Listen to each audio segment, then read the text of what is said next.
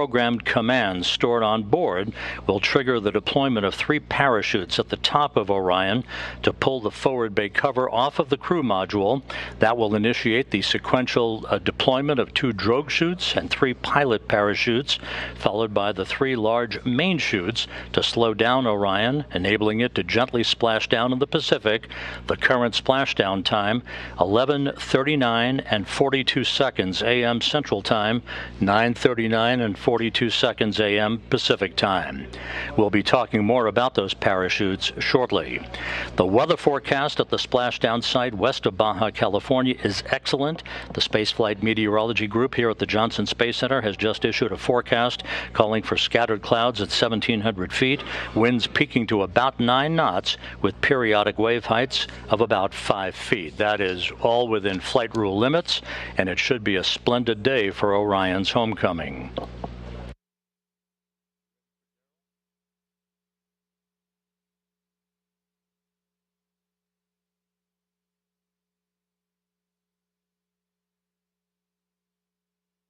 Out in the Pacific, aboard the prime recovery ship, the USS Portland, embedded with the Kennedy Space Center's Exploration Ground Systems Recovery Team and the U.S. Navy, is my colleague from the Kennedy Space Center, Daryl Nail. Daryl, good morning to you, and as they say in the Navy, give us a sit rep on preparations out there.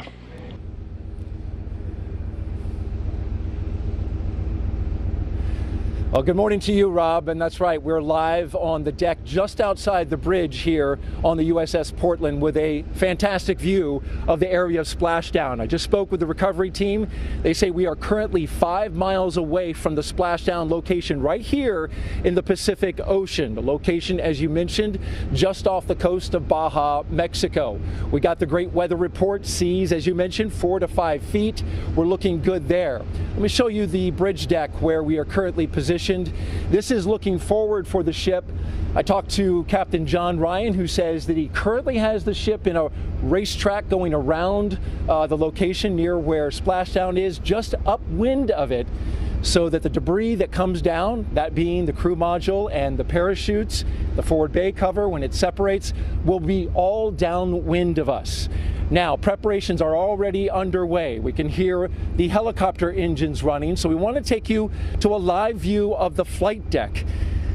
This is towards the back of the ship, where just 5 minutes ago, the Navy started the engines on 2 of the 3 Navy MH-60s, or Nighthawk helicopters, that will be used for the operation. There you see them on your screen.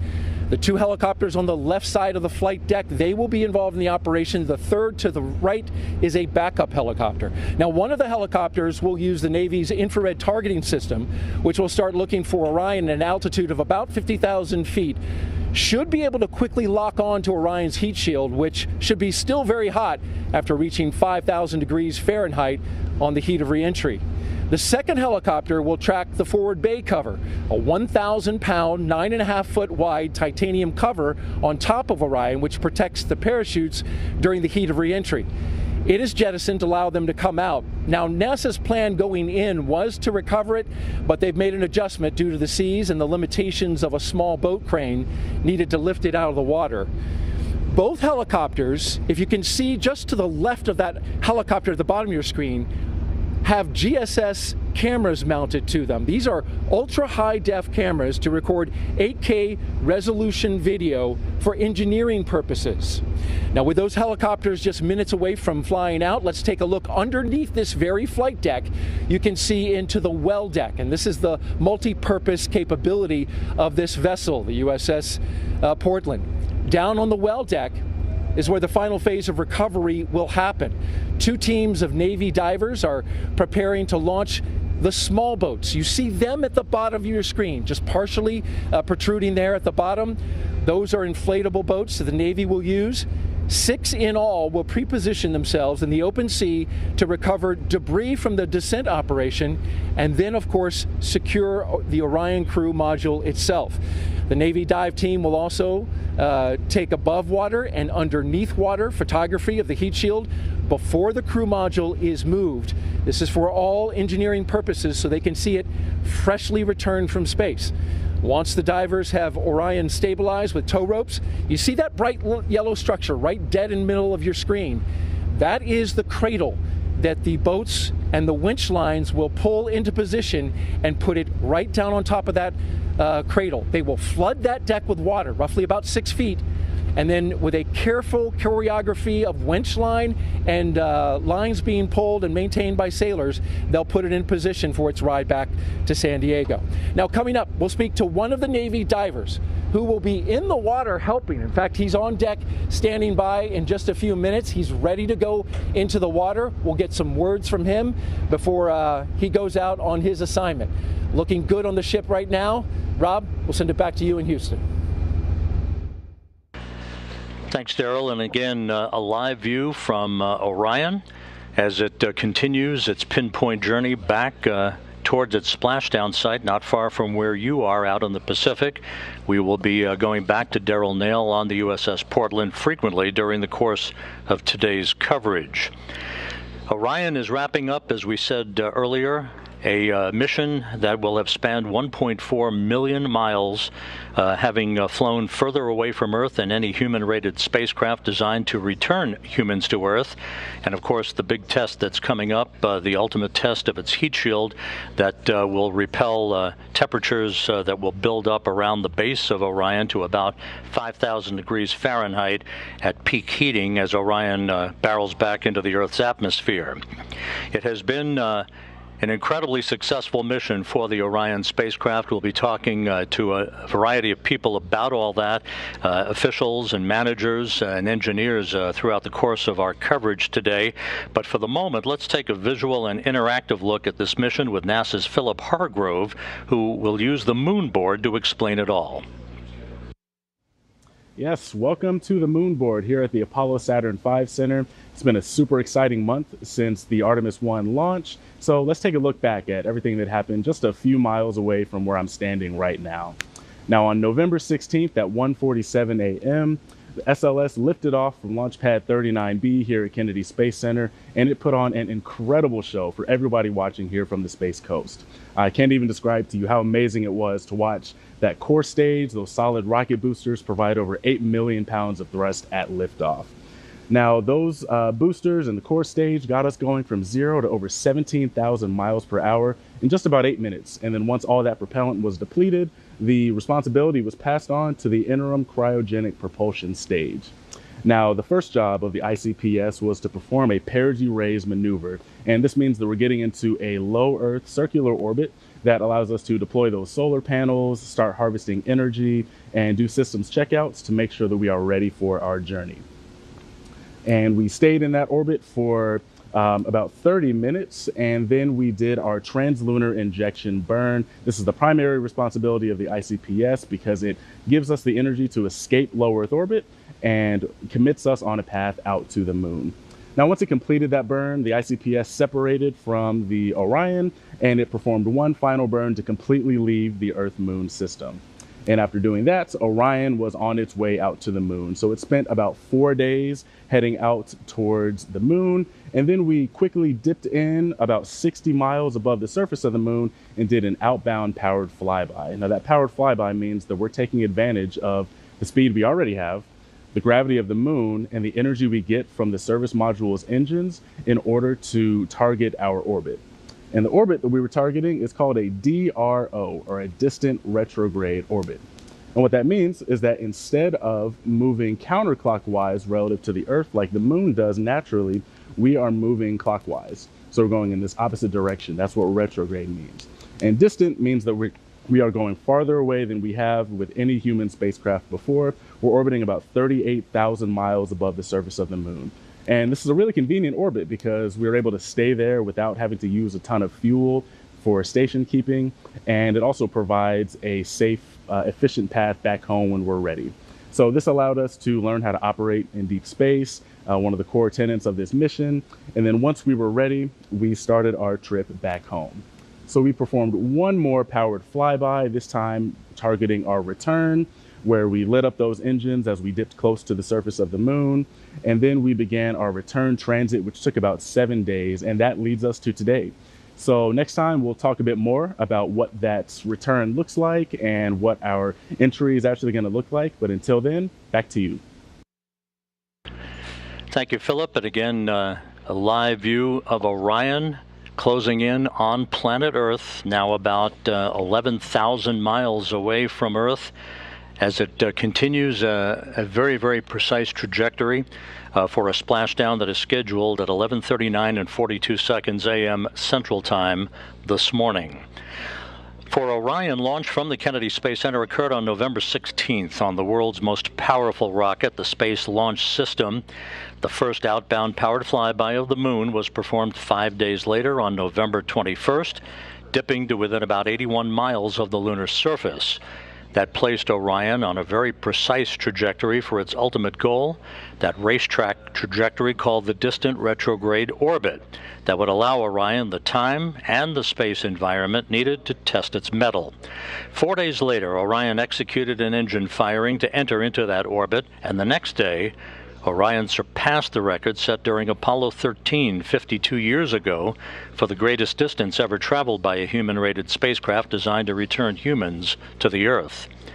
On November 28th, Orion reached its farthest distance from the Earth, some 268,000 miles, before departing the distant retrograde orbit on December 1st. And this past Monday, Orion conducted a 3-minute, 27-second engine firing behind the moon to whip around Earth's closest neighbor for the final leg of its flight, passing to within 80 miles of the surface, turning for home, and its splashdown that is scheduled just 1 hour, 21 minutes, 44 seconds from now. The initial mission of the Artemis I program was always designed to be a test flight, wringing out all of the systems of the Space Launch System and the Orion spacecraft, and for more than 25 days it did just that, setting the stage for a crew to board an Orion vehicle for a trip around the moon in 2 years. So with that, out in the Pacific, where Orion will be splashing down not long from now, we're going to go back here in a moment to Daryl Nail, who's standing by with one of the first persons that will actually be in the water to execute the recovery and the securing of the Orion spacecraft. Daryl?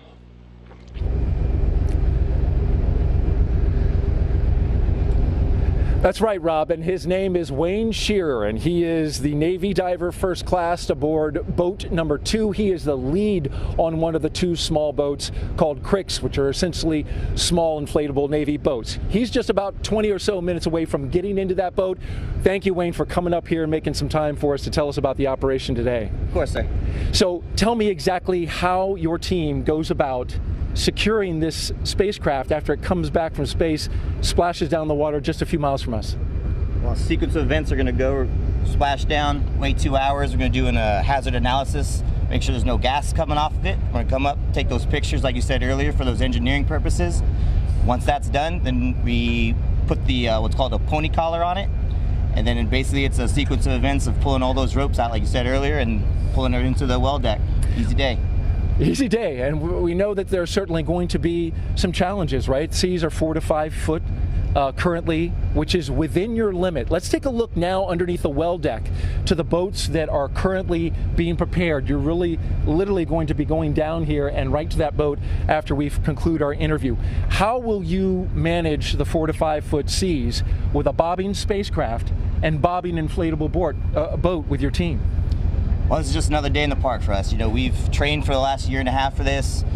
We've been in worse seas than this, recovering anything under the water. It's just different. Instead of recovering something from under the water, we're going to recover something that fell from the sky. You can see on our screen, those are the tip edges of your 2 inflatable boats. I imagine you'll be positioned somewhere towards the front or back? I'll be positioned toward the middle of the boat. Towards the middle of the boat. And as you do this operation, have you thought about just the importance of it, reflecting that it is you who will be one of the first people to put your hands on a spacecraft that just came back from space?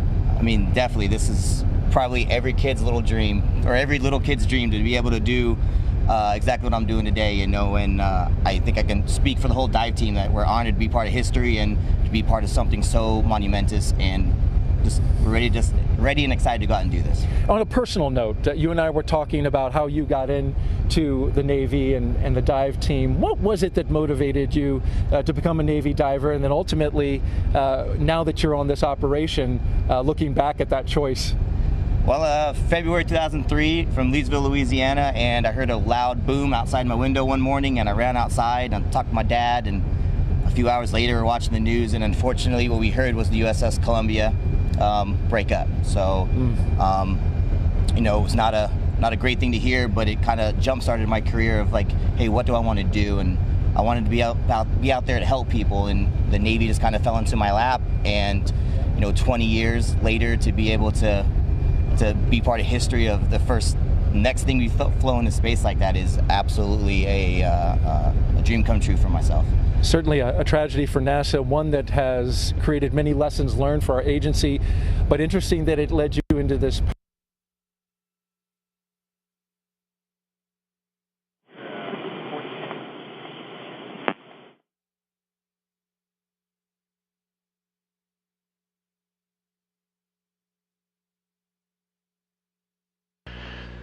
They have around the world. And briefly, Wayne, as you look out here to the Pacific Ocean, where you will literally be in the water in just a few minutes, will you be sharing any words with your team? Good luck, be safe, and let's be part of history. All right, we wish you the best. Wayne, thank you for taking the time, and good luck out there. Thank you, sir. Rob, we'll send it back to you. Thanks, Daryl. It looks like a great day out in the Pacific, west of Baja, California, where Orion is headed. And you can't beat this view, though. The view of the Earth, where Orion is headed, tried and true on a pinpoint course for a splashdown just 1 hour and 16 minutes from now. After Orion enters the Earth's atmosphere at the conclusion of this 25-and-a-half-day mission, the spacecraft is going to rely on a very heavily tested parachute system to slow down its speed and allow for a very gentle splashdown. Koki Machin, the chief engineer of Orion's parachute assembly system, now describes the process and the path to the certification of the parachute system.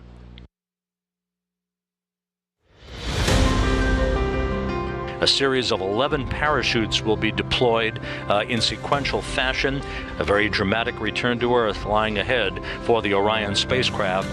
Our design is almost exactly the Apollo design. The shape of the mains, the shape of the drogues. The only major difference is we are bigger. Apollo weighed roughly 13,500 pounds, and we weigh 22 and change thousand pounds. And so our parachutes are larger because we have more energy to take out of the system, and our parachutes are stronger. So at a fundamental level, all round parachutes are alike. The Orion system has drogue parachutes that initially decelerate the system, and because they're deployed at a much higher velocity, they're made of ribbons. The ribbons can take the fluttering associated with high velocity deployments much better than a solid canopy can. And once the system slows down, it deploys the mains. The mains are much closer to a personnel chute. They're called ring sails. The major difference would be that a personnel chute could be 28 to 30 feet in diameter, and a CPAS main is 116 feet in diameter. So the Orion parachutes are what we refer to as hybrid parachutes. The drag surfaces are nylon, but then the structural grid, how we take the drag on that nylon surface and transmit it down to the vehicle, is made of Kevlar. And Kevlar is quite a bit stronger and stiffer, and it just completely different material than the drag surfaces are. So the CPAS system is designed to safely recover the crew with just 2 mains deployed. The problem with deploying the backup chute after you deploy the first 2 chutes is you have to negotiate the chute that's already out there. So what we chose to do, and what Apollo chose to do, was to deploy the backup chute with the main system itself. And as a result, we get a much softer landing when all the parachutes work properly. But both systems were designed to land with just 2 main parachutes functioning. When we did the pad abort test at White Sands, I was quite scared. But I wasn't scared for our system. I was scared for the repositioning after the rockets took off the capsule and repositioned it. It was perfect. That thing reoriented like it was on rails. And I swear to you, this huge relief came over me when the cover came off, because I thought, wow, we're not done, but we're done. I know this system's going to work.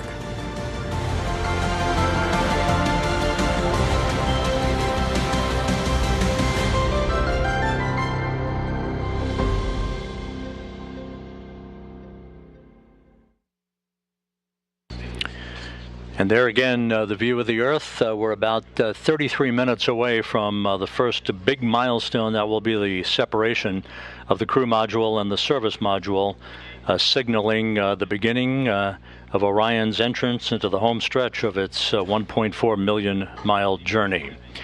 With us at this hour is the Deputy Associate Administrator for Exploration Systems, Kathy Kerner. Kathy, thanks for joining us this morning. It's great to see you.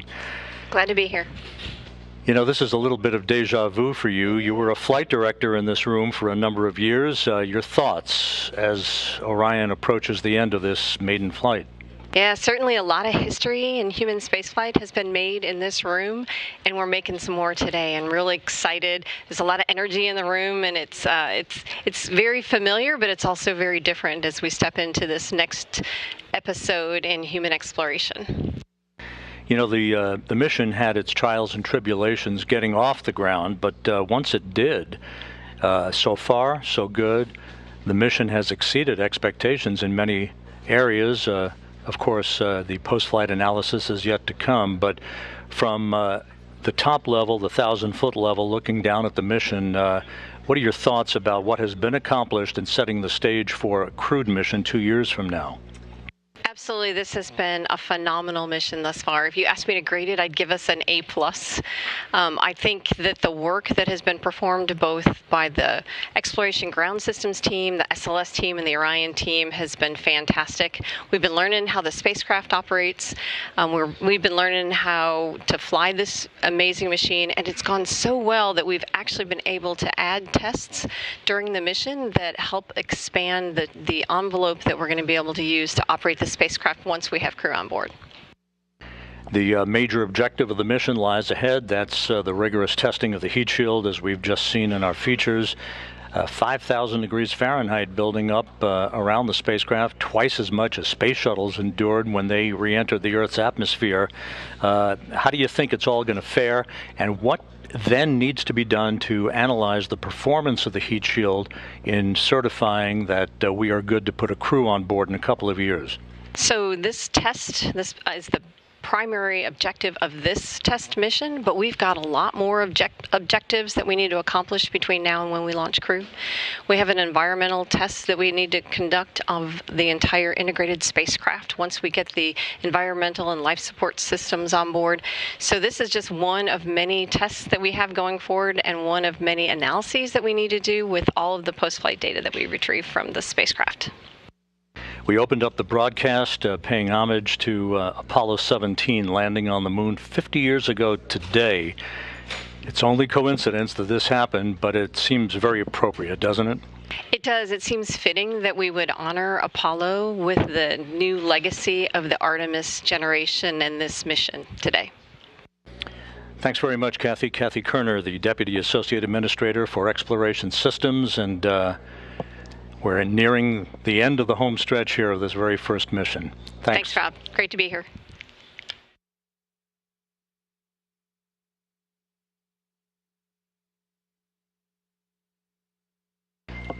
And as the Earth grows larger and larger in the field of view, Orion continues its trek back home with crew module, service module separation just 30 minutes from now. Entry interface just 20 minutes after that. In the meantime, let's go back out to the Pacific, the destination for Orion today, where Darrell Nail from the Kennedy Space Center, again embedded with the Exploration Ground Systems and Recovery teams, is standing by with Shannon Walker, NASA astronaut. Well operations. All hands on the ball, staying clear of wing walls, vehicle storage areas.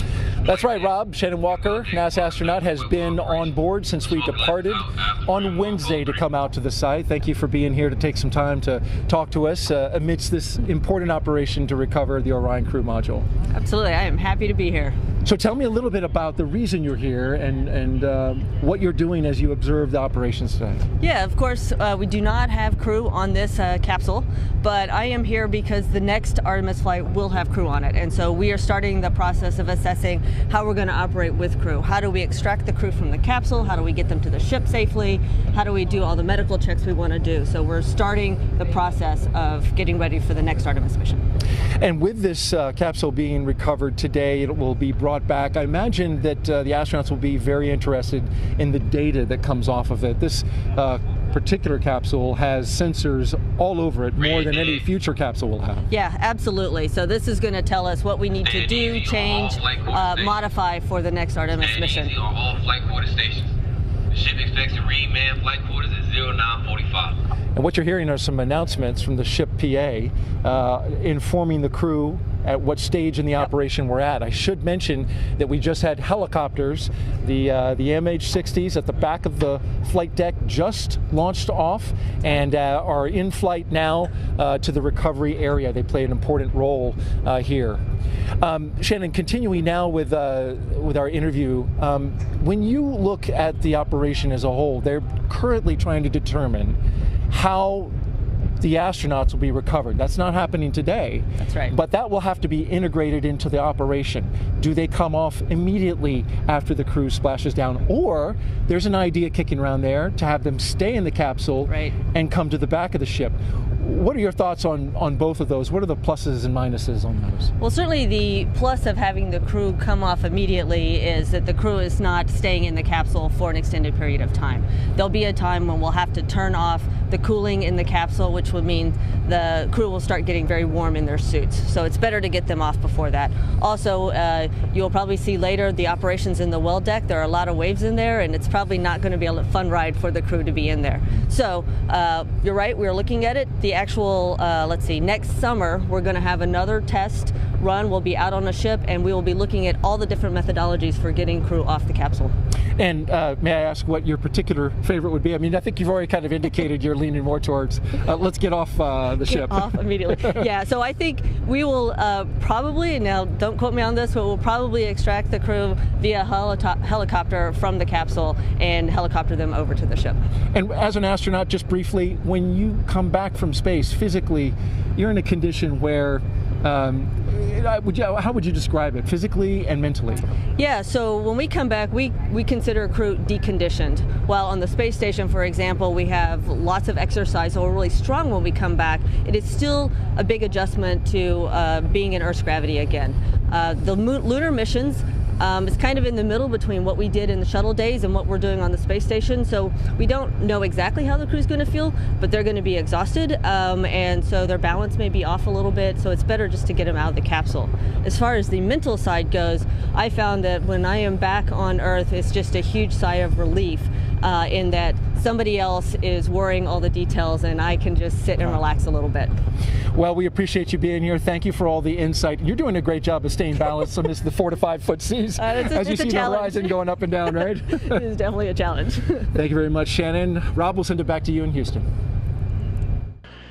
Thanks, Daryl. Thank you, Shannon, and happy sailing out there as we continue to watch this scintillating view of the Earth, as we are just 1 hour, 5 minutes away from splashdown. Now, as Shannon Walker alluded to in that interview with Daryl Nail on the USS Portland, we're going to be on the air here for a couple of hours after splashdown, while a number of flight objectives and test objectives are being conducted, data gathering on the Orion spacecraft. But the whole recovery issue to get Orion into the well deck of the USS Portland is no small feat. Melissa Jones, who is the landing director and the recovery director from the Kennedy Space Center, has worked tirelessly to choreograph all of the elements of that recovery operation. Let's take a look now at how Orion will be recovered. Today we are aboard the USS John P. Murtha, and behind me is a mock-up capsule of the Orion crew module, and we are training the team to be ready to do Artemis I recovery operations. My role as the NASA Recovery Director is to lead the interagency team that will recover the capsule. Ever since the Apollo program, NASA and the Navy have worked together to recover NASA's capsules in the water. So one of the huge benefits of working with the Navy is the fact that they're operational and we leverage their core competencies to bring the flight hardware and the crew back safely from the moon. On the Artemis I recovery day, my job will be to direct the team through the integrated operation to recover the capsule. The ship will get to the recovery location 24 hours before, and we will start launching weather balloons. And that data will go back to Houston and will help inform where we splash down. A couple hours before splashdown, the Navy launches small boats off of the knuckle boom crane, and helicopters will take off and they will do their circles in the air, and they are waiting for the capsule to re-enter so that they can get good data and photo imagery of the capsule on its way back to Earth. Once that is done and we splash down, we will safe the capsule, approach the capsule, attach lines to the capsule, and recover it into the well deck of the ship. Artemis I recovery operations will take about 5 hours to perform all of the work we need to do because we are gathering data so that we can fly crewed mission on Artemis II. When Artemis I splashes down, it's going to be the culmination of all of the hard work that we've put in as a team. It's going to be an amazing feeling, hearing that we've met Earth's interface and that we can see 3 good main parachutes. And when we hear splashdown, I'm going to get goosebumps all over me.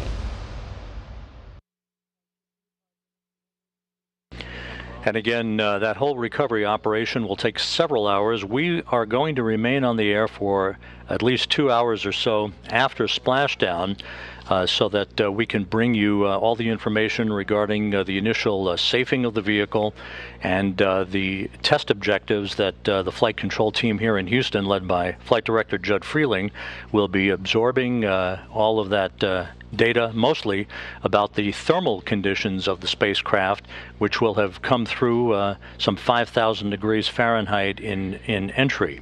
And with us at this moment is the man who is going to be watching all of that very, very carefully, John Kowal, who's the Orion Thermal Protection System Manager. John, your big moment is lying ahead here. The plunge back into the Earth's atmosphere. This is the moment of truth to test the heat shield. What kind of thermal environment are you expecting for Orion as it makes its way into the Earth's atmosphere and then back through the atmosphere itself?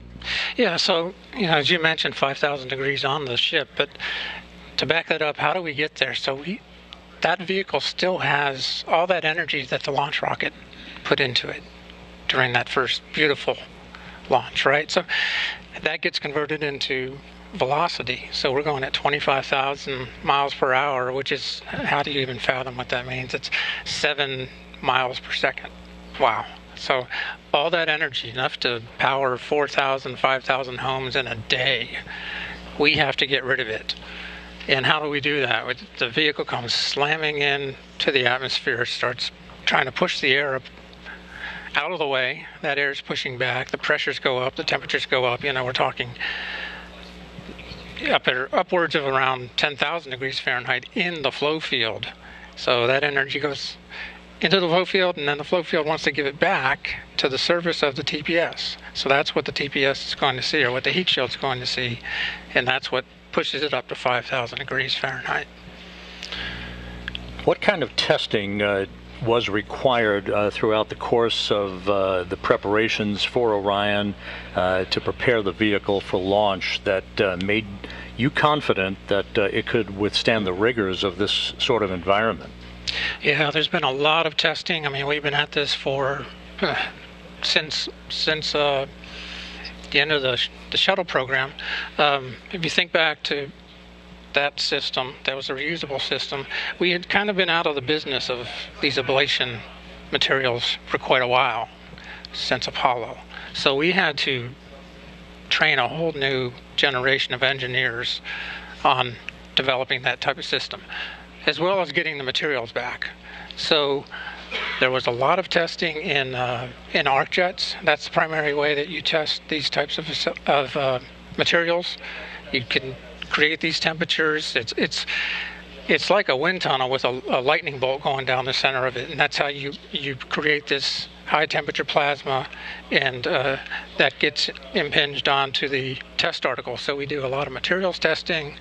We've done quite a bit of testing of the system. Even though we're using the same material, the AVCoat that they used in Apollo, it's in a different form. And so we made it into blocks. Those blocks have seams that have to be filled.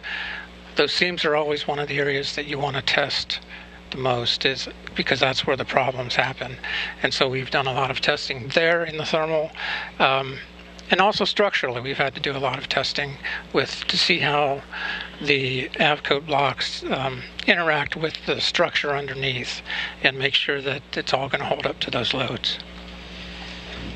And John, it's about 11 minutes or so from the time of entry interface at an altitude of about 400,000 feet until we come out of that second blackout period. So that's going to be a very interesting time, sort of a nail-biting time, if you will. But after the vehicle splashes down and is back at the Kennedy Space Center in a few weeks for post-flight analysis, what are the sorts of things that you and your engineering team will be looking for to give it a passing grade in preparation for putting a crew on board a couple of years from now?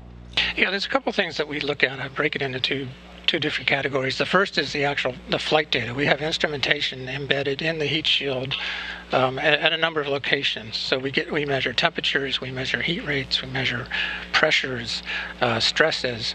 All that data will tell us how the material actually performed in that flight environment.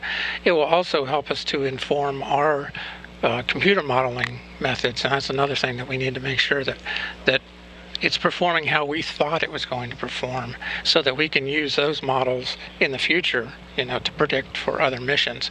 Now, the other thing we'll do is we'll be looking at the hardware itself. The instrumentation, you only get measurements where you put that instrument, of course, right?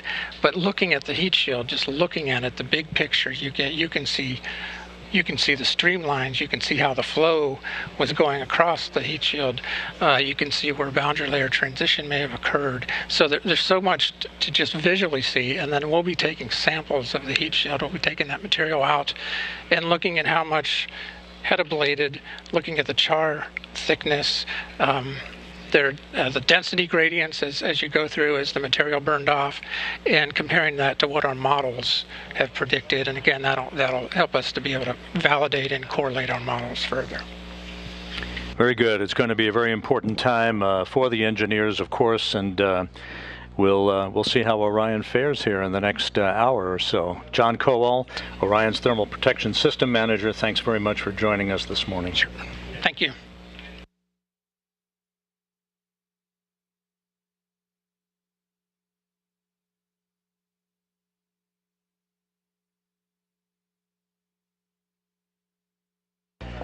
Now just 16 and a half minutes away from the separation of the crew module from the European service module. That will begin a trip hammer series of events as Orion begins the process of entering the Earth's atmosphere. Entry interface just 36 minutes away. So let's go back out to the Pacific Ocean west of Baja, where Daryl is on the USS Portland. Daryl?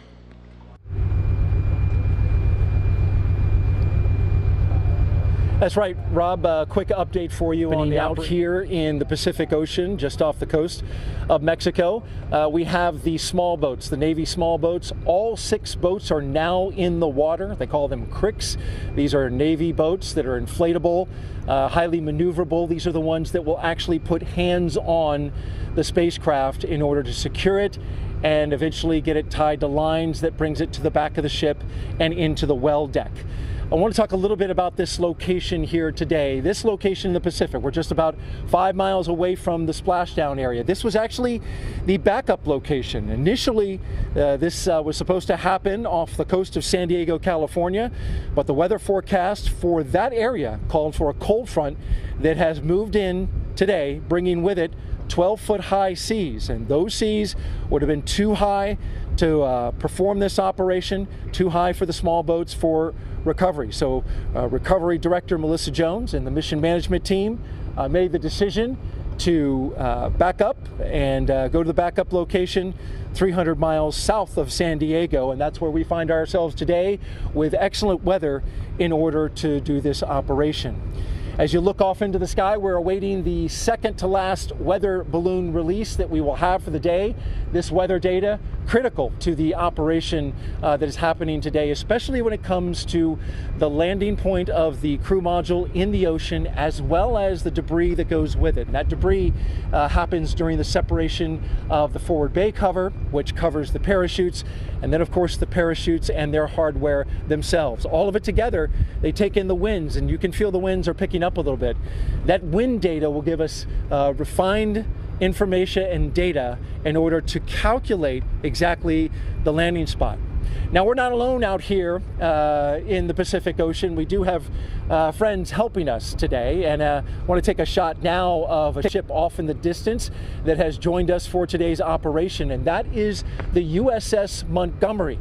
That ship is just a few miles away, as you can see it there. The USS Montgomery is providing security today. It is what the Navy calls a littoral ship. It specializes in close-to-shore combat. It's highly maneuverable in that space. Today, though, it has a peaceful mission, and that is to provide security to this location during splashdown. So for the public safety, to prevent boats from coming in and around the area, as well as provide additional eyes to the sky in tracking Orion crew module as it comes down. You can see a little bit of a bounce there, and that's caused by the seas that we are currently experiencing, which are in the range of 4 to 5 feet. Those seas closely tracked by our NASA team with the wave management system. They are wave monitoring system rather. They are closely monitoring the seas for the moment where we bring the Orion capsule into the well deck. That is a highly choreographed and very dynamic operation. With the seas being what they are, when those waves come into the well deck, it can create a very dynamic environment with waves splashing back and forth inside the well deck, and teams on ropes trying to stabilize Orion to get it in just the right position here on the ship to then allow the well deck to drain out, have the Orion crew module put in place for its ride back to San Diego. That's the latest from here on the USS Portland out in the Pacific Ocean. Rob will send it back to you. Thank you very much, Daryl. We can report that all of Orion's systems are performing magnificently at this hour. At an altitude of just under 6,000 nautical miles, we did lock up on the tracking and data relay satellite system. So Orion's telemetry is now being processed through the TDRS network. This worked in concert with the Deep Space Network throughout the course of the mission. And now that we're on TDRS the rest of the way, we'll be able to have real-time data through our tracking and data relay satellite system constellation. We're just 11.5 minutes away from crew module, service module separation, the first major milestone on the road home in this final phase of Orion's 25.5-day mission. So let's take a visual and interactive look at what is coming up for Orion's journey back to Earth. Let's go back to NASA's Philip Hargrove at the moon board. Thank you. Welcome back to the moon board. So we're going to talk a bit about the European Service Module and the Orion Crew Module. So as we know, these two systems have been working in tandem for a really long time, and that extends beyond just this Artemis I test flight for the past 26 days. So back in 2019 was when they were first integrated and pieced together. In 2020 was when they were fully assembled, including the solar panels and the protective fairings that protected them during launch. And then they were finally attached to the launch abort system and made it on top of SLS in October of 2021, prior to, of course, launch on November 16th, just 26 days ago. So we know that one of the primary test objectives of this mission is to make sure that this heat shield at the bottom of the crew module is able to safely bring our astronauts home from deep space. Now, for reference, when we bring astronauts home from the International Space Station, they're coming in at about 17,000 miles per hour. But today, Orion is coming in at 25,000 miles per hour. So we're coming in way hotter, way faster than we have done before. So we need some new heat shield technology. And we also need some additional hardware in order to slow us down and make that really happen. So let's talk about what that looks like. So this forward segment of the Orion crew module is called the forward bay cover. And this section is actually designed to completely be pulled off by 3 parachutes. So we have 3 parachutes that's going to pull that off. We have 2 drogue parachutes that are going to come out after that to slow us down a bit. We have 3 pilot parachutes that are going to pull our mains out. And then the stars of the show are 3 main parachutes that measure up to 116 feet in diameter each. So that gives us 11 parachutes that it takes to get us safely back home. So now that we know a little bit about what that hardware looks like, we can take a look at what that journey actually looked like. So as we know, we had a 7-day return transit. And as we approached the Earth, the service module and the crew module separated from one another. And the service module is going to burn up in the atmosphere above the Pacific Ocean. As that happens, the Orion crew module is going to use its reaction control thrusters to do a 180 flip and point that heat shield towards the atmosphere as we target re-entry. So a really important phase here is entry interface. This is at an altitude of about 400,000 feet, and this is where we define a lot of our entry conditions, such as the flight path angle and the velocity. Now this is really important because if you come in at too shallow of an angle, you may bounce right off the atmosphere and not even re-enter. But if you come in too steeply, you're going to experience forces that are beyond the design of your spacecraft. So what we're going to do today is actually toe the line and do a nominal skip maneuver where we're actually going to bounce off once. That allows us to have a steeper re-entry, and that actually increases the heating, allowing us to really test the capability of that heat shield. And we will also be minimizing the G loading, which leads to a softer ride for the Moonican and in the future for our Artemis astronauts. Now, once we do that, the atmosphere is going to slow us down pretty significantly, but we'll still be going over 300 miles per hour. And then we will slow down to 20 miles per hour after that sequence of 11 parachute deployments. Now, once we splash down west of California, we will have these red inflatables that will make sure that no matter what orientation we hit the water at, we will be right side up. And then the USS Portland is going to recover the capsule and bring it back to the US Naval Station in San Diego. Now, there's a really large team comprised of US Navy, Air Force, NASA, contractors who worked really hard to prepare for today. So I am super excited to see them welcome Orion home. Back to you.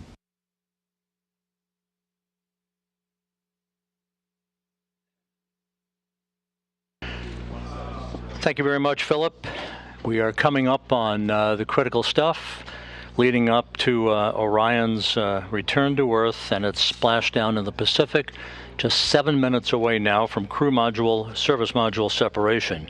That European service module has worked like a champ throughout the course of the mission. The service module, which of course housed the solar arrays and all of the other propulsive functioning for Orion throughout the course of the mission, has been monitored in the European service module control room in Noordwijk in the Netherlands, where that team of flight controllers is eagerly awaiting the completion of the service module's work just a few minutes from now, when it will pyrotechnically separate from the crew module, leaving the crew module on its own. Entry interface is scheduled just 26 minutes from now.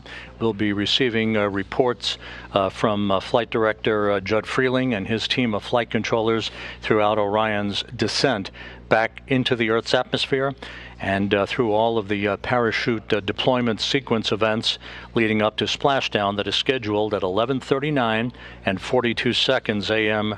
Central Time, 9:39 and 42 seconds a.m. Pacific Time. One thing worth noting is once Orion splashes down in the Pacific, it will stabilize in one of 2 positions, either pointed up, which is called Stable 1, or pointed down in Stable 2. The crew module uprighting system, known as the CMUS, deploys a series of 5 bright orange helium-filled bags on the top of the capsule that will either flip Orion right side up or keep it right side up in its Stable 1 position. Those 5 bags are packed in hard containers and installed atop the capsule inside the structural gussets between the parachutes and other equipment. They're inflated with helium gas that is stored in pressure vessels located close by the bags. Each bag has its own independent independent inflation system. The CMUS, or crew module uprighting system, initiates after landing and opens up a valve for helium to flow into those uprighting bags. It is considered, at least operational, that we have 4 out of those 5 bags to inflate to maintain a stable 1 configuration for Orion to enable Navy divers to approach the vehicle. One of the first things that they'll be looking for is any leakage of toxic gas or toxic fuel from the vehicle. Assuming there is no such leak and that Orion appears to be in good shape, then they'll begin the methodical process of approaching the vehicle with other personnel and other Navy assets in order to begin the securing of Orion on the ocean for its towing back into the well deck of the USS Portland.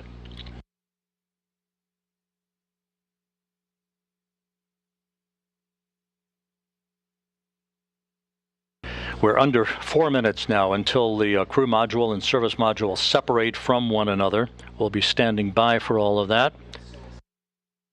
You can see in this telemetry-driven animation that Orion is currently traveling just under 17,000 miles an hour, just under 4,000 miles away from Earth, and a hefty 254,000 miles from the moon, which of course was its target, in distant retrograde orbit, flying around the moon for its outbound powered flyby at the beginning of the mission to move to a distance of some 268,000 miles away from Earth, farther than any human-rated spacecraft designed to return to Earth had ever been designed to do, surpassing the distance record established 52 years ago during the Apollo 13 mission.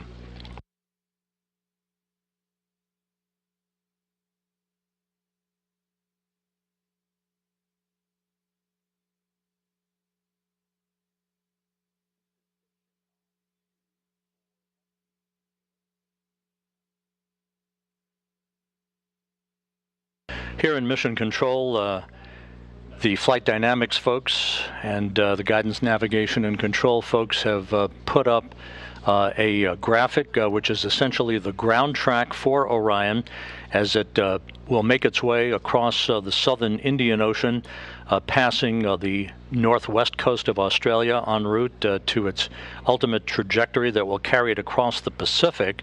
It will be moving from south to north across the Pacific Ocean to the splashdown zone, almost a direct straight line towards the point of splashdown, which will be west of Baja, California.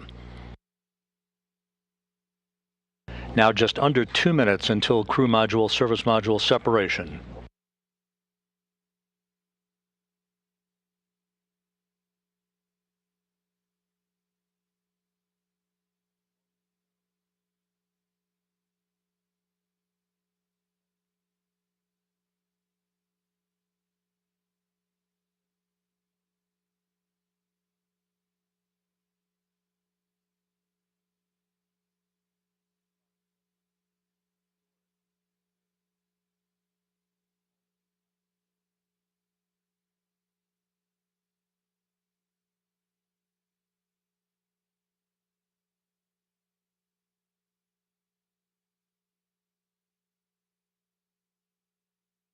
Now just 1 minute away from crew module, service module separation. We'll be standing by for confirmation of that from the mechanical systems officer here at Mission Control.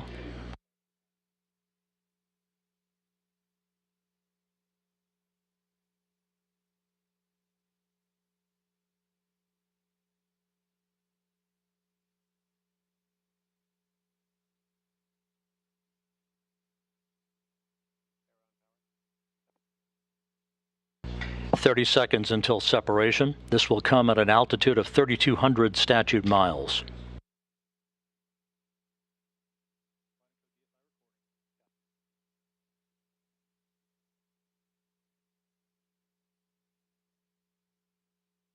"10 seconds until SEP.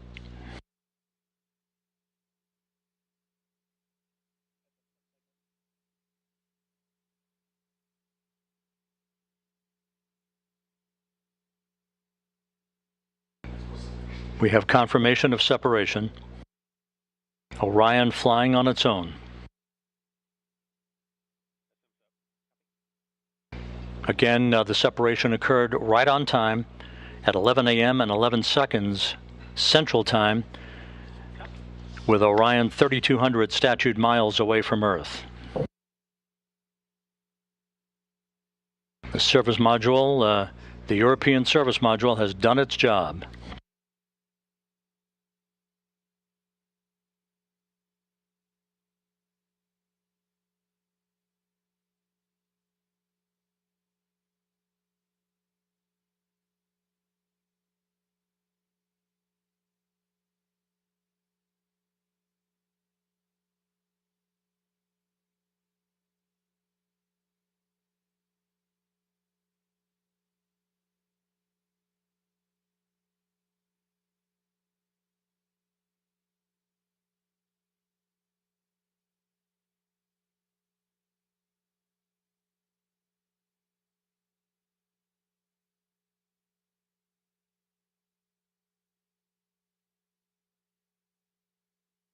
So with Orion flying on its own, we're about 18.5 minutes away now from the point of entry interface, where Orion will be put through its paces. This is where the heat shield will begin to feel the effects of peak heating of 5,000 degrees Fahrenheit on the heat shield, and the beginning of 2 blackout periods where the plasma around the vehicle will build up such that it will block data and communications between mission control and the spacecraft itself.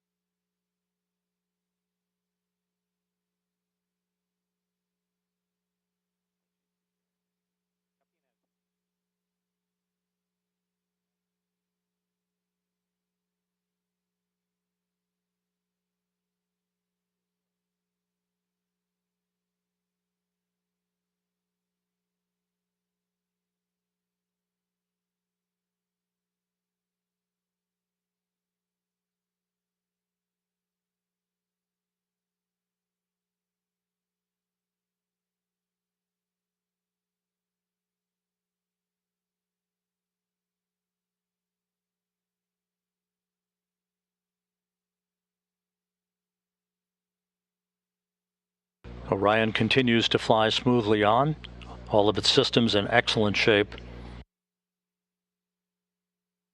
Less than 17 minutes until entry interface.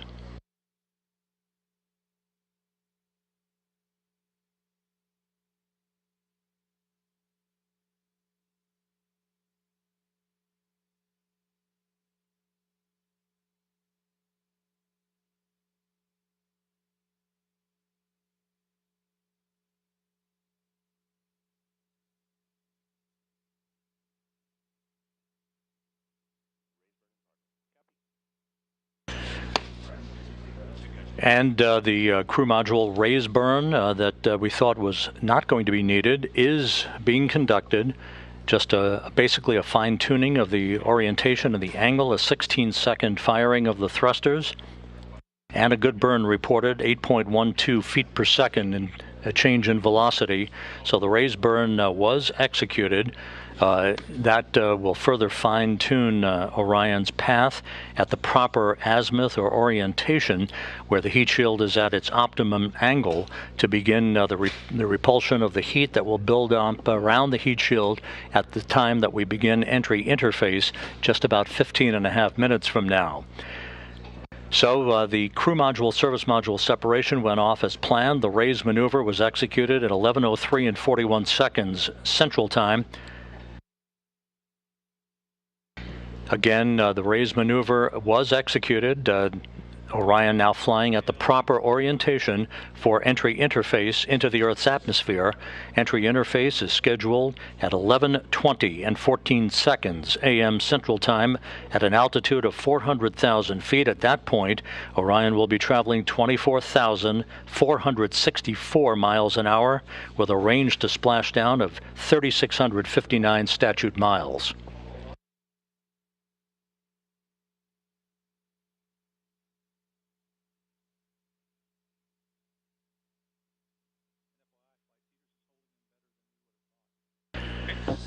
Flight controllers reporting a solid lock with the tracking and data relay satellite system, receiving data that's being processed through the TDRS network.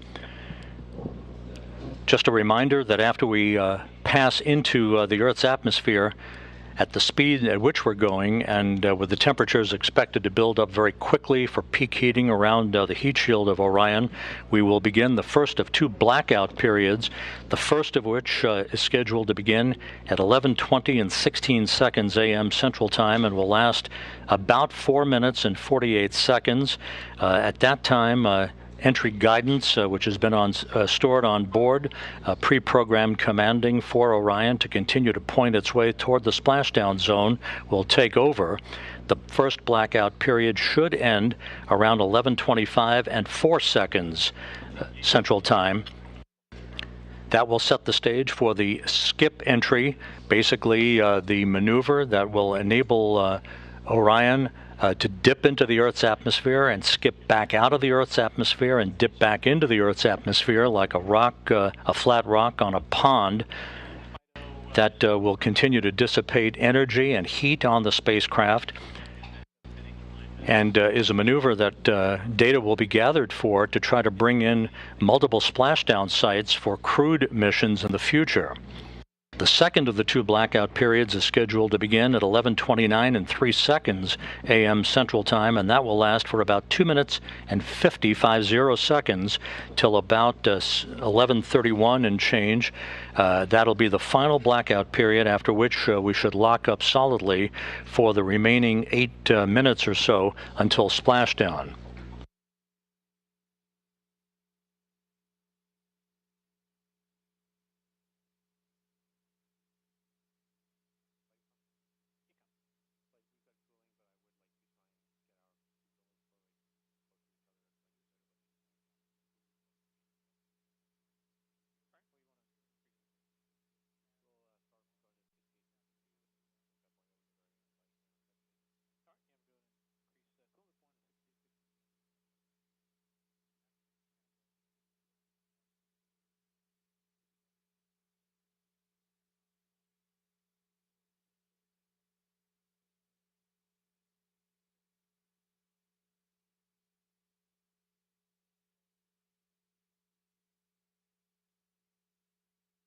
This is Mission Control Houston, 12 minutes away from entry interface. Everything is going by the book so far here in Mission Control, very quiet on the loops. Entry Flight Director Judd Freeling and his team of flight controllers watching carefully over their data as they oversee the arrival of Orion for its splashdown site west of Baja, California. Time to splashdown 31 minutes.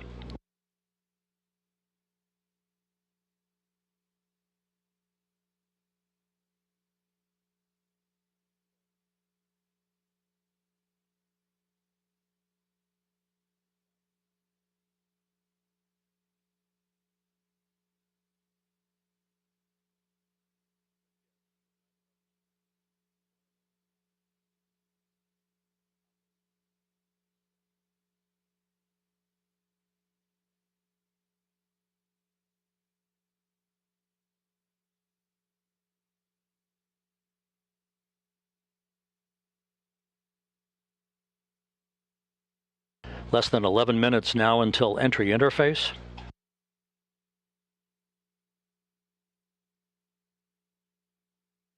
During the period of the two blackouts, and even after we have emerged from the second of the two blackouts, Orion, through a series of pre-programmed commands stored on board, will conduct a series of role reversals.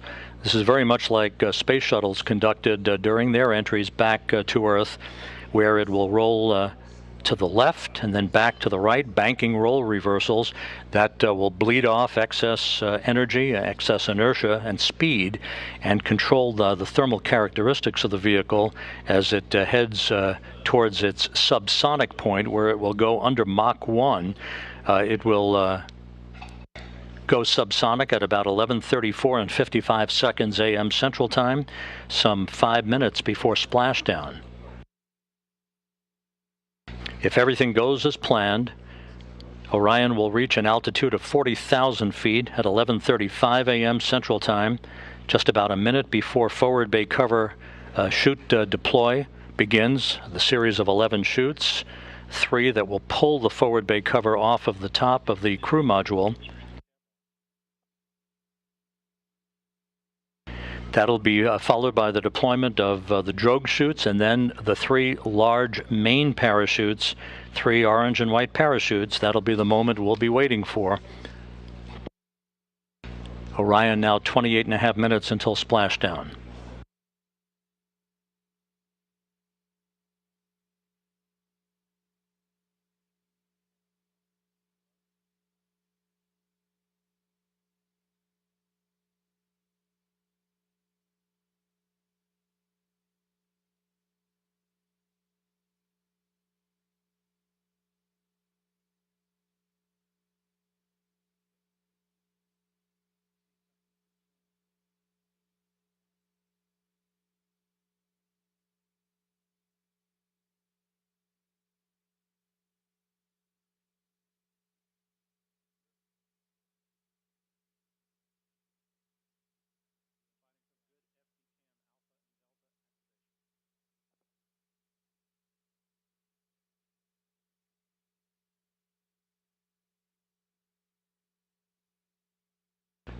Orion is approaching the northwest coast of Australia. 27.5 minutes until splashdown. We're just 8 minutes away from the point at which Orion will dip into the Earth's atmosphere and begin what basically is a hellish entry, where temperatures around the spacecraft will raise to about 5,000 degrees Fahrenheit. That's half as hot as the outer surface of the sun.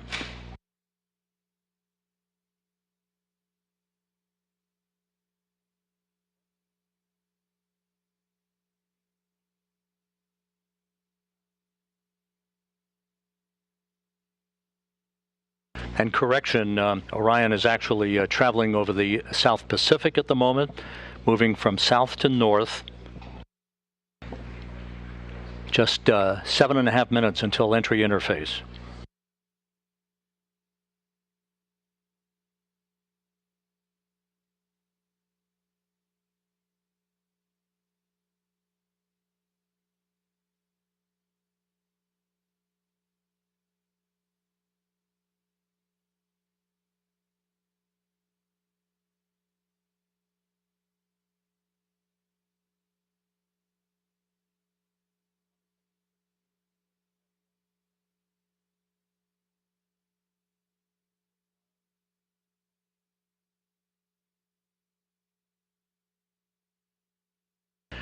And this view from a camera inside the cabin of Orion, this doesn't look like much at the moment, but it will soon when it shows the forward bay cover jettisoning and the initiation of the parachute deployment system. Entry interface less than 6.5 minutes from now.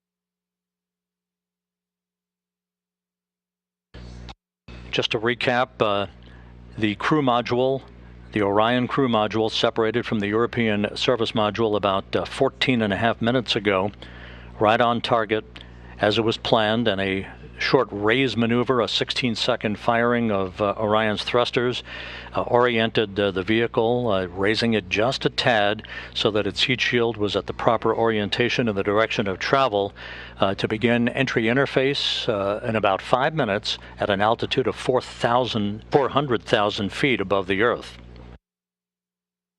Orion is making its way south to north across the Pacific Ocean.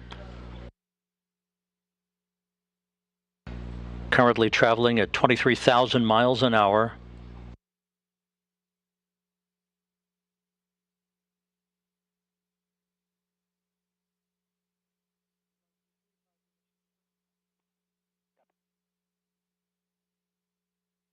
We're about 5 minutes away from entering the first of the 2 blackout periods, which will last about 4 minutes and 48 seconds.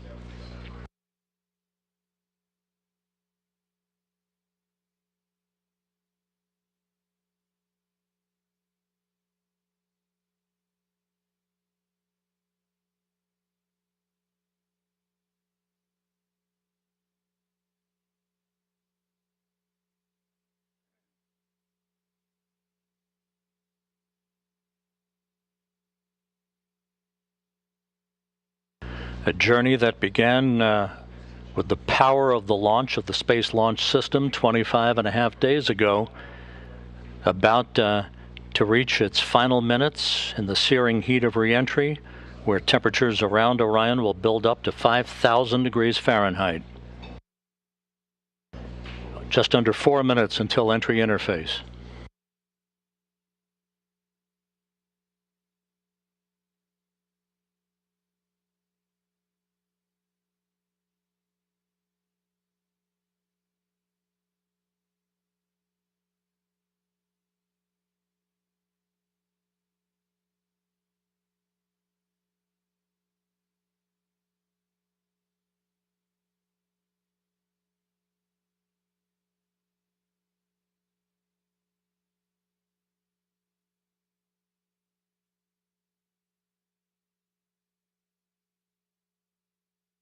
Once again, at entry interface, which we will reach about 3 minutes from now, Orion will be at an altitude of 400,000 feet, traveling just under 25,000 miles an hour, with a range to splashdown of 3,659 statute miles.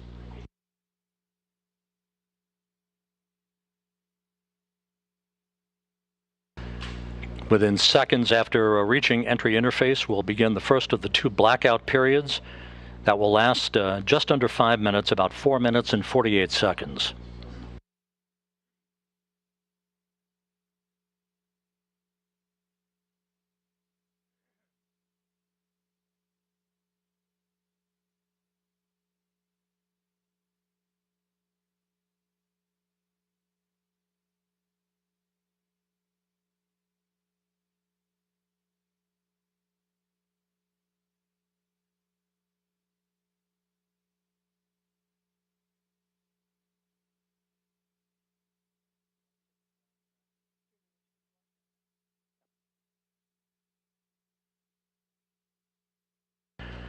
And here's the ground track for Orion as it passes well to the west of South America. We're just 1 minute 44 seconds away from entry interface, moving from south to north to its splashdown target west of Baja, California.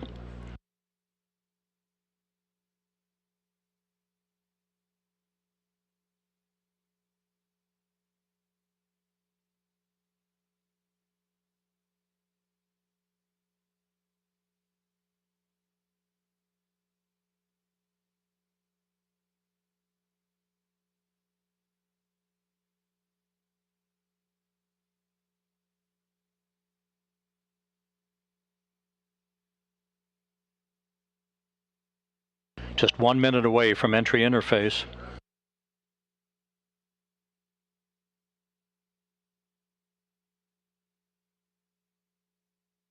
And this view from the cabin camera, looking out of the upper hatch of Orion, you can see the limb of the Earth. We're going to be losing all of the data here shortly once we enter into the Earth's atmosphere and begin the first of the 2 blackout periods.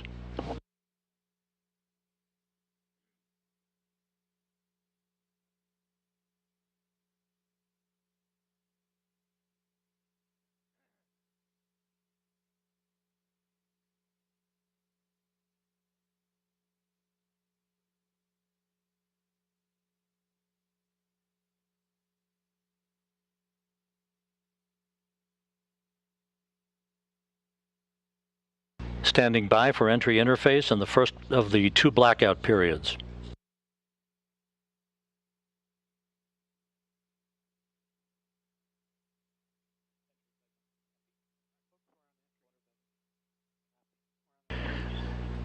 We are now in the entry phase, Entry interface has begun.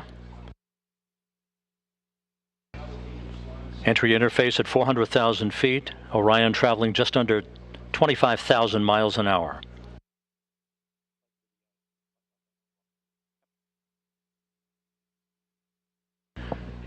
We've gone into the first blackout period. This is a visualization based on what should be happening at the moment, where the temperatures around the heat shield are reaching about 5,000 degrees Fahrenheit. This is the moment of truth for Orion.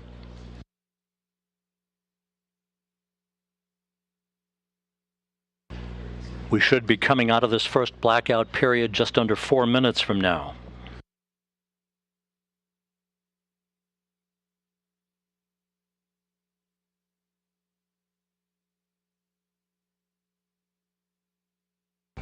Orion should be traveling about 23,326 miles an hour at the moment.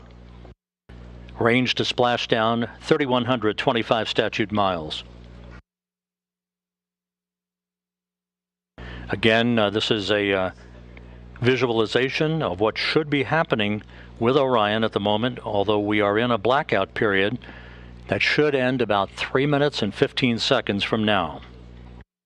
Once we emerge from this first blackout period, we'll conduct the skip entry maneuver that will further dissipate heat and energy and begin a very, very dramatic reduction in the velocity of Orion as it approaches its splashdown site.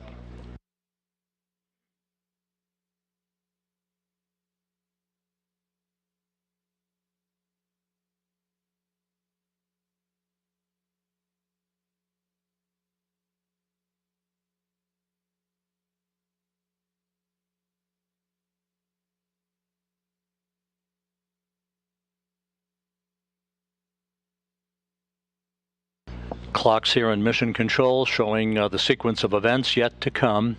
The first blackout period to end about 2 minutes and 18 seconds from now. The second of the two blackout periods would begin about 6 minutes from now for about 7 minutes, followed by the jettisoning of the forward bay cover. That will begin the sequence of the deployment of the parachutes. First, a pair of drogue chutes, 3 pilot parachutes that will then pull 3 main parachutes to begin the final moments of Orion's descent back to its splashdown in the Pacific Ocean.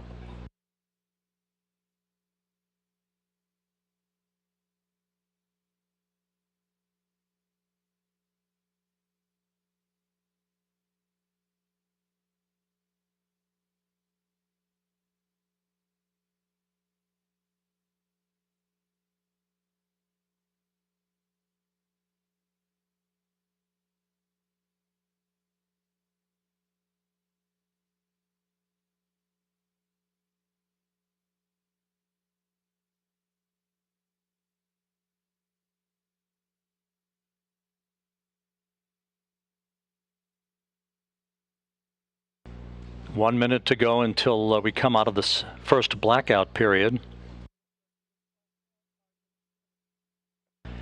When we emerge from this first blackout period, we'll be at an altitude of 274,000 feet, traveling just under 17,000 miles an hour with a range to splashdown of 2,000 statute miles.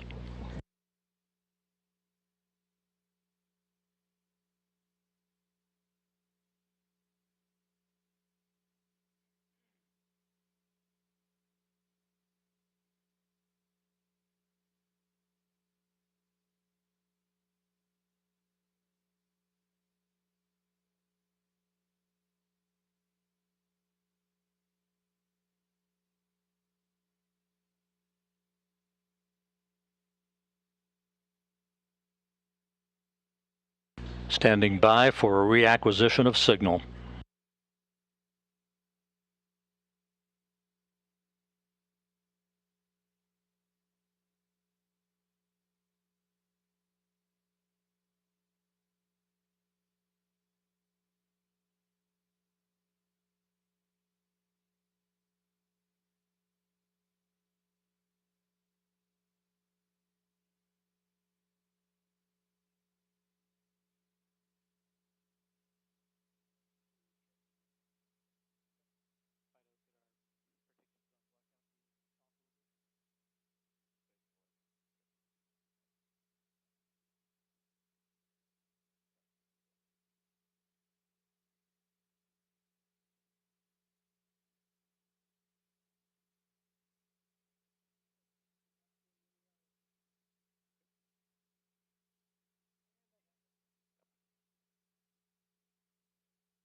And we have data from Orion. Orion out of the blackout period.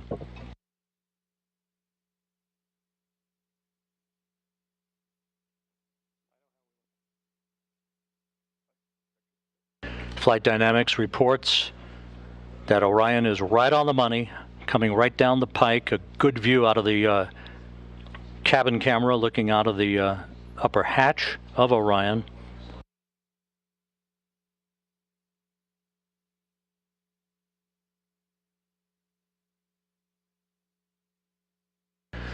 We should be performing the skip entry maneuver momentarily.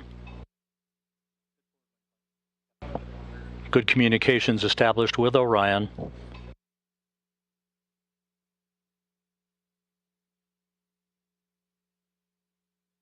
The second blackout period to begin about 2 minutes from now.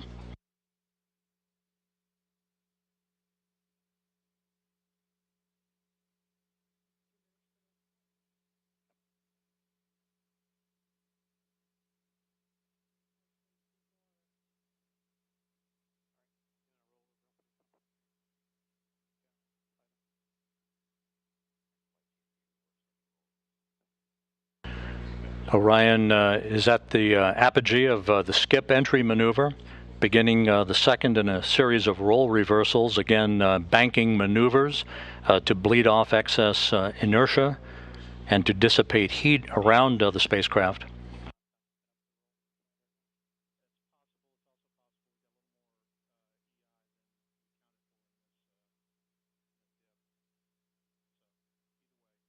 The start of the second blackout period, about 1 minute and 13 seconds from now, will come at an altitude of 270,000 feet, with Orion traveling about 16,400 miles an hour, range to splashdown less than 1,000 miles.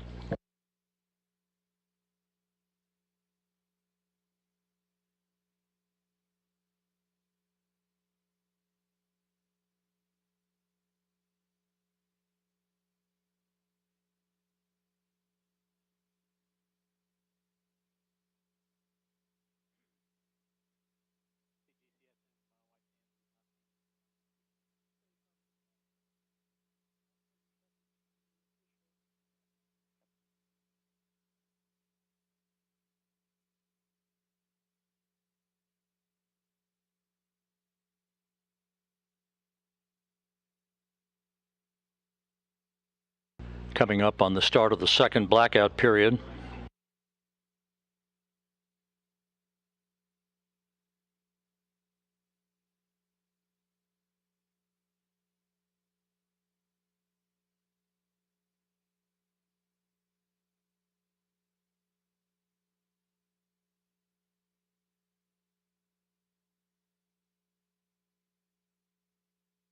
We should be in that second blackout period right now.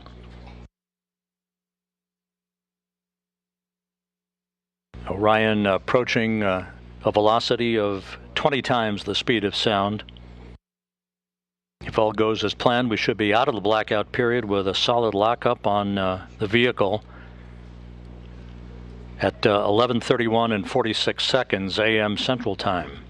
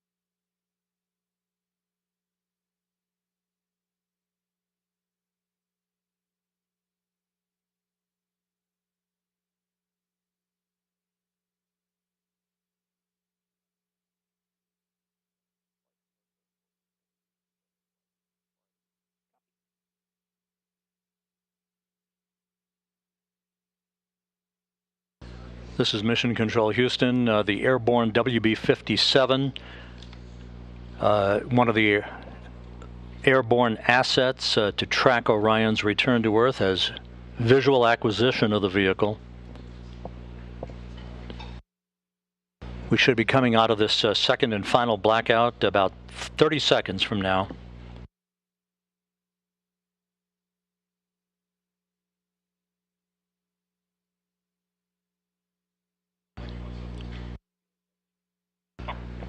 And helos flying off the deck of the USS Portland now have a visual acquisition of Orion as well. At an altitude of 174,000 feet, traveling 12,600 miles an hour, range to splashdown 288 statute miles.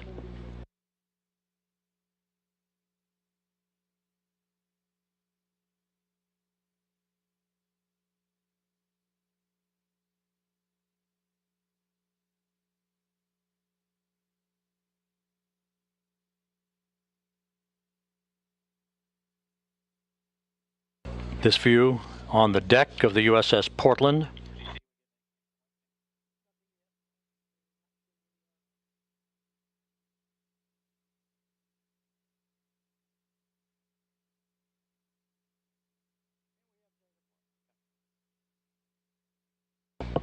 And there is a view out of the cabin camera of Orion as it continues a series of role reversals. We have data back from the spacecraft. Flight Dynamics reports Orion straight and narrow on a true course toward its splashdown site. Forward bay cover jettisoning less than 3.5 minutes from now.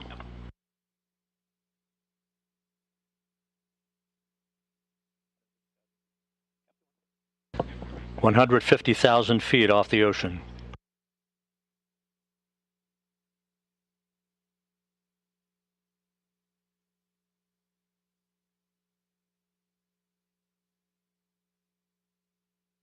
Orion now traveling at Mach 10.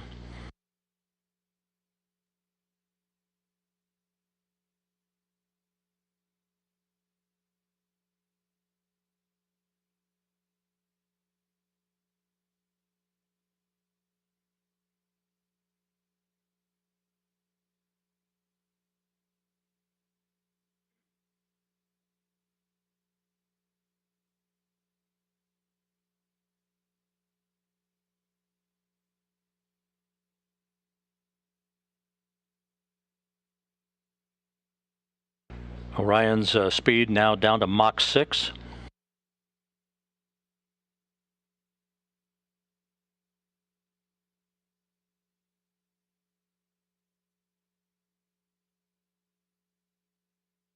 Two minutes until forward bay cover jettisoning.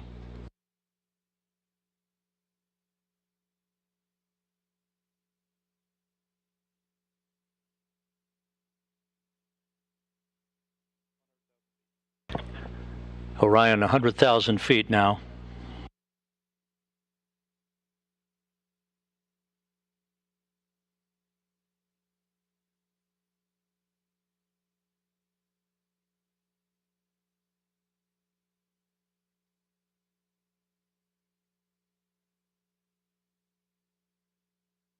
The spacecraft about to go subsonic.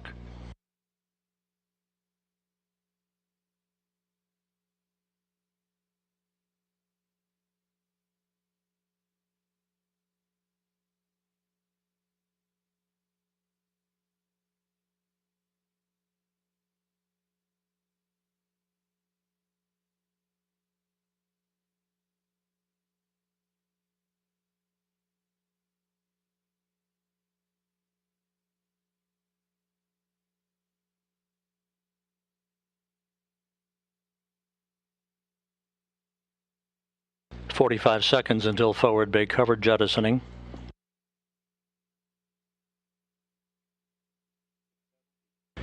Orion now at 50,000 feet.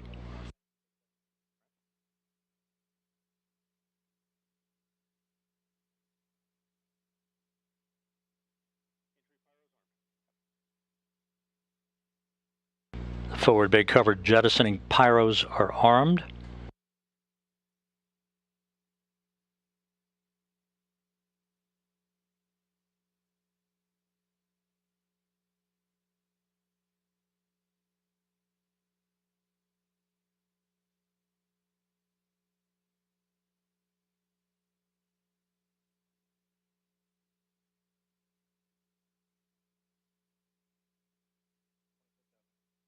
25,000 feet.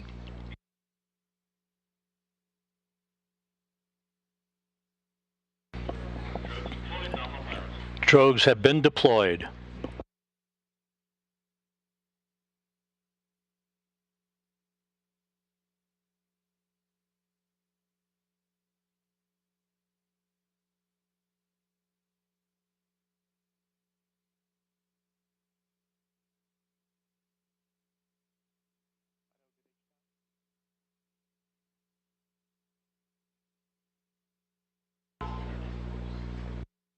Two good drogue shoots reported by the recovery team out in the Pacific. The descent rate is right on the money. Orion's velocity now down to 282 miles an hour. Range to splashdown 1.5 miles. 10,000 feet now.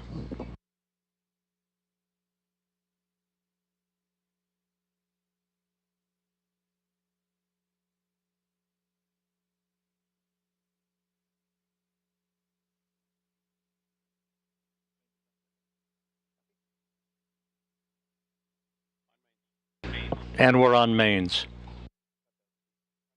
5,000 feet.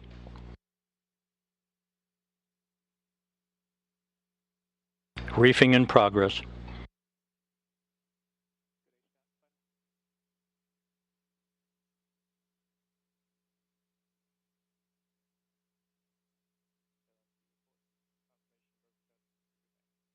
Three good main shoots for Orion.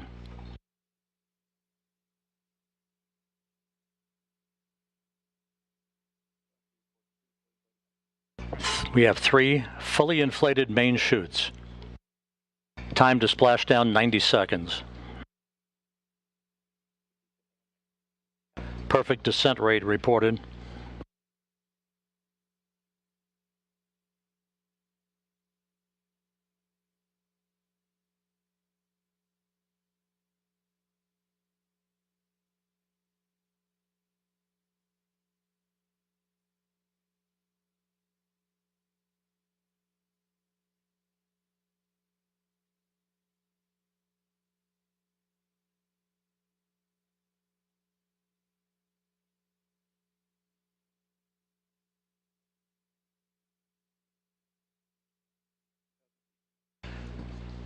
And there it is, high over the Pacific, America's new ticket to ride to the moon and beyond now in view. Orion under its chutes descending toward splashdown.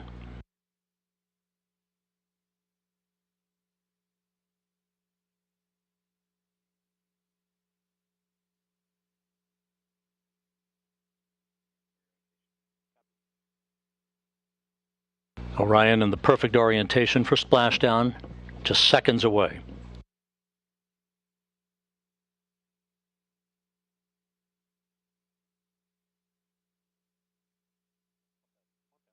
(1,000 feet).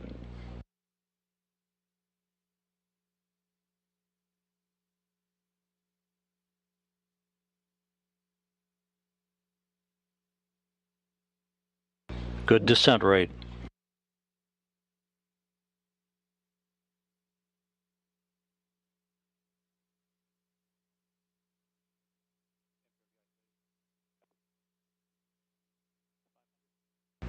(500 feet).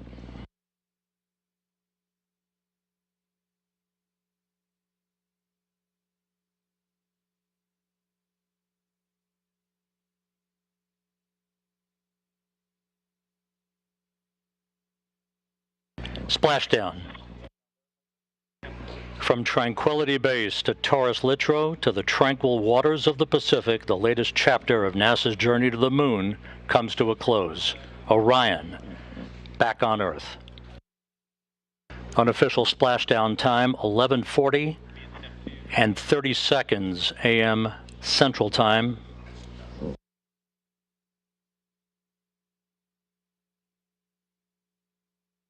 At a mission elapsed time of 25 days, 10 hours, 54 minutes, 50 seconds. That's unofficial.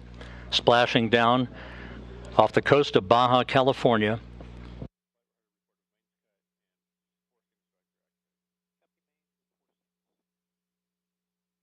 The crew module uprighting system now being inflated for the bags, currently being inflated.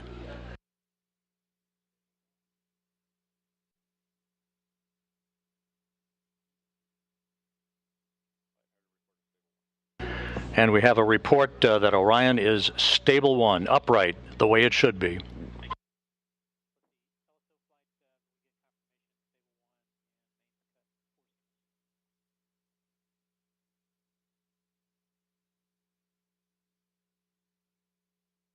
Once again, splashdown occurring at 11:40 a.m. Central Time, 9:40 a.m. Pacific Time, west of Baja, California, after a textbook entry for the Orion spacecraft, bringing its 25-and-a-half-day mission to an end.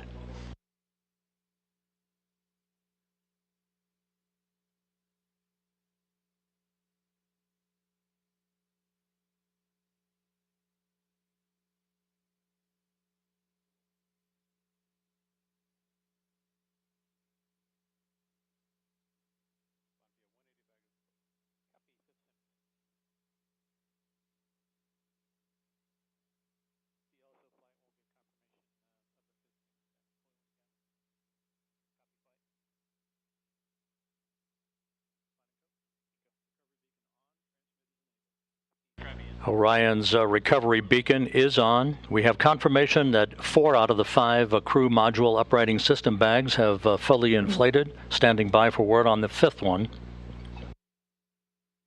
But Orion is in great shape, stable 1, just in the orientation that had been expected.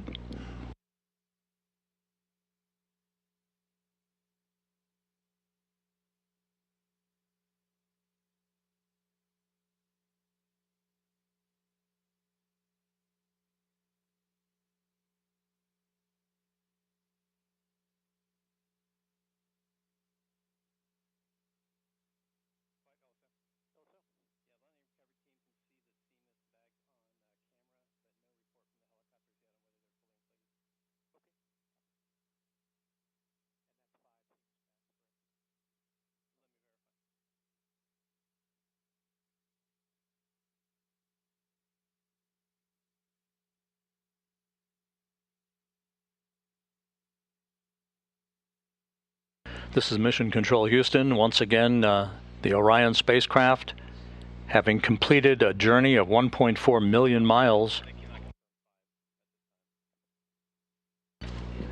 bobbing gently in the Pacific Ocean. 4 out of its 5 crew module uprighting system bags have been deployed. We're standing by for word on the 5th. However, irrespective of that, it is in stable 1 configuration, in good shape, according to the recovery team. And we are now receiving word that all 5 of the crew module uprighting system bags are fully inflated. So that's exactly what we had hoped for. Orion safely bobbing up and down in the Pacific Ocean.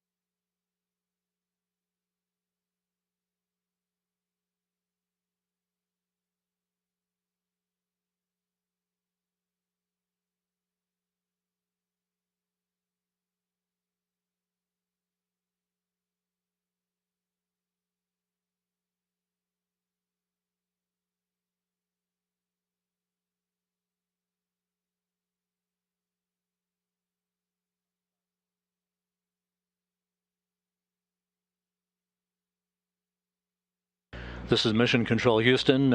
You're looking at the Orion spacecraft that splashed down about 6.5 minutes ago at 11:40 a.m. Central Time, 9:40 a.m. Pacific Time. We are estimating that it splashed down around 5 nautical miles away from the USS Portland. The recovery ship and Navy boats and divers will be approaching the vehicle before long. The spacecraft is in what is called a stable 1 configuration, upright, just the way we had expected it to be. 5 perfectly inflated crew module uprighting system bags, maintaining a nice gentle configuration for Orion. First of the Navy helicopters now approaching the vehicle.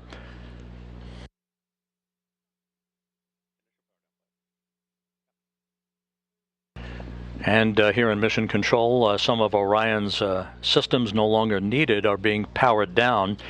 Many of them will stay powered up for the next 2 hours while we conduct a series of test objectives to characterize the thermal conditioning of the spacecraft. That will be important for future data for crewed missions to determine how long the crews can remain comfortable inside a vehicle returning from the moon. We also will be conducting tests of the beacon and SARSAT system for maintaining tracking of the spacecraft, for recovery forces that will be approaching the spacecraft in the future. And coming up in the next hour and a half will be the reactivation of an ammonia boiler system that will provide cooling in the spacecraft, as it will when crews return from their missions on board Orion.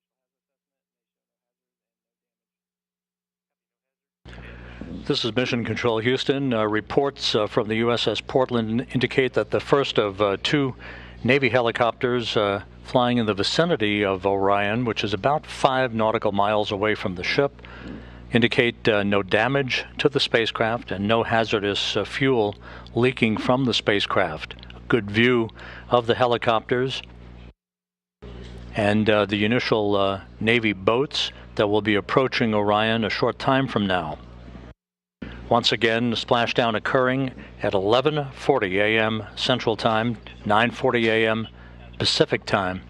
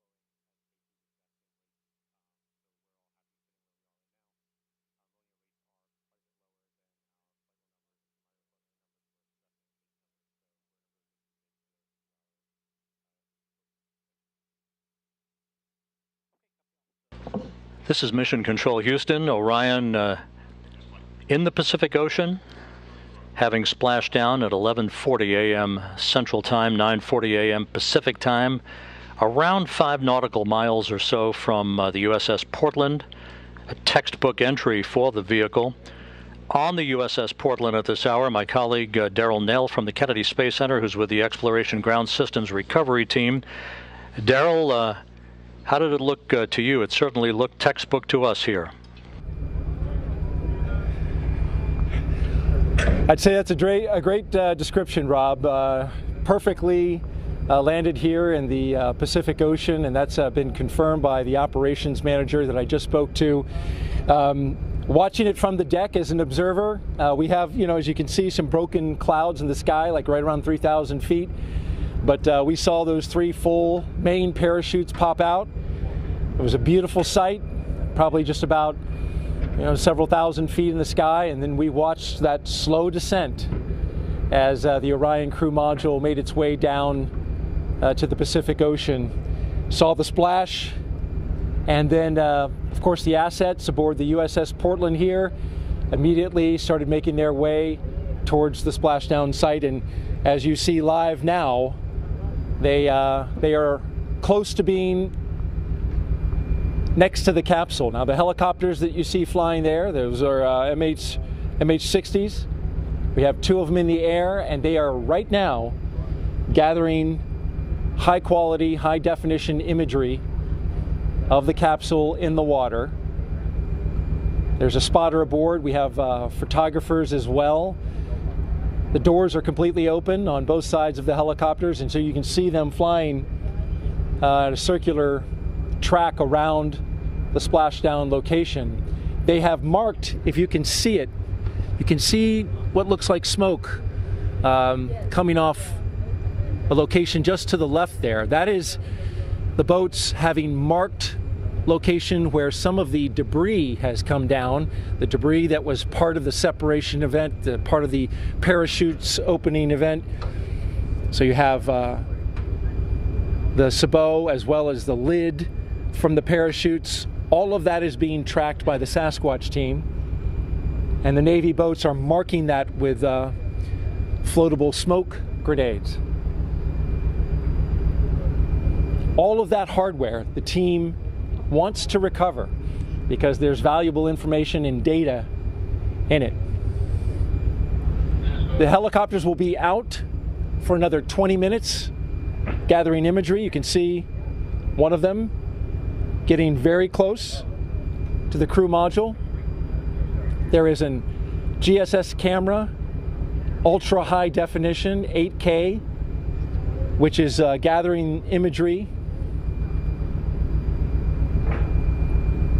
We are currently on course to go right by the splashdown location, so we are right about 3.5 miles and closing. We are going to a point that's going to be 1 mile out. That's our next waypoint, 1 mile out from the splashdown location.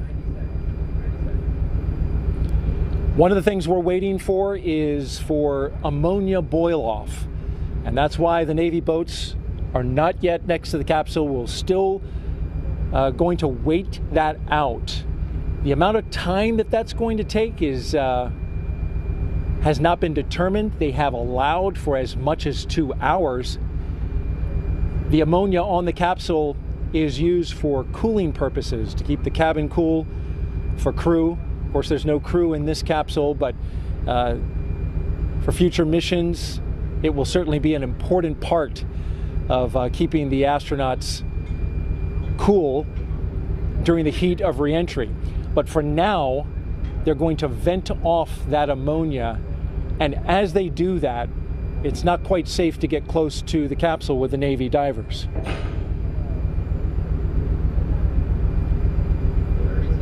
So of course we'll keep our eyes fixed to the location, our cameras as well. The USS Portland's standing by for our next waypoint, 1 mile from the splashdown site. And then once the completion of the ammonia boil off, the Navy boats will be going in. Spectacular sight from out here, Rob. Toss it back to you. Thanks, Daryl. Back here in Mission Control, the entry flight director, Judd Freeling, on the left. To his left, flight director Rick Henfling. And with me on console here, probably none more important than the NASA administrator, Bill Nelson. Senator, thank you for joining us today. Rob, I'm overwhelmed. I'd say it's good to see you, but this is an extraordinary day. I remember years ago when I saw you return on Columbia from your mission into space, and it all conjures up a tremendous amount of memories. Orion back on Earth, having circumnavigated the moon, having survived a critical test of its heat shield. I think you have to be hesitant to celebrate and throw confetti a little bit too early, but it certainly is an important achievement, is it not? It's historic because we are now going back into space, into deep space, with a new generation. Kennedy just stunned everybody with the Apollo generation and said that we were going to achieve what we thought was impossible. And did that in a short period of time. And many things have happened since. But we knew we were going back. But we knew we were going back to the moon just to continue to explore outward into the cosmos. And so that's why this is a defining day. It is one that marks new technology, a whole new breed of astronaut, a vision for the future that captures the DNA of particularly Americans, although we do this as an international venture. And that DNA is we are adventurers, we are explorers. We always have a frontier, and that frontier is now to continue exploring the heavens. We had to wait a while for Artemis to finally get to the point where the Space Launch System got us underway back on November 16th, but once it did, these engineers and the other members of the teams, front room, back room, they've been pretty giddy over the amount of data that they've required and how this vehicle appears to have exceeded its expectations in its performance. The whole vehicle, the rocket, the European participation in the support module, the spacecraft itself, Orion, performing so well that they added a lot of tests. And lo and behold, we're going to be up to our ears in data, thankfully. And of course, today the two main things that had to happen was that that heat shield had to work, and it did beautifully, where they can skip off the atmosphere and bleed that speed down from 25,000 miles an hour. And then the parachutes had to work, and they did it as well. You know, the engineering, the design of this mission, all the work that will go into the next flight when a crew is on board, right, to orbit the moon. What does this say about NASA and the international partner cooperation and the partnership that ultimately takes us not only to the moon but beyond? Well, it says a lot about our country because we don't do it secretively. We do it openly, and we do it with our friends, and we invite all peoples of the earth. And we are doing it also with commercial partners, because when we go into orbit on Apollo 3, we are going to rendezvous and dock with in this case, SpaceX lander, and the crew will go down to the surface. And then we have another competition going on now for another lander, so that we will have two landers. And again, this is the program of going back to the moon to learn, to live, to invent, to create in order to explore beyond. 50 years ago today, Gene Cernan, Jack Schmitt landed their lunar module Challenger on Taurus Littrow, the final lunar landing. It only seems fitting half a century later to the day, Orion back home. And what a fitting opportunity that I had last night to sit with Jack Schmitt at the astronaut dinner and to talk to him about those experiences. 50 years, it's a long time, but look what we have done in the meantime. The space shuttle, we built the International Space Station, we brought in commercial partners. We now go to and from regularly the International Space Station with cargo and crew. Here we go. We've got scouts going to the moon that are commercial scouts that land, that take NASA instruments and scientific instruments in preparing us for the landings of our astronauts. And so it's a new day. A new day has dawned. An Artemis generation is taking us there. And Orion continues to await the arrival of the USS Portland, which shouldn't be very much longer from now, and some flight test objectives that will be taking place over the next couple of hours before we here in Houston hand the vehicle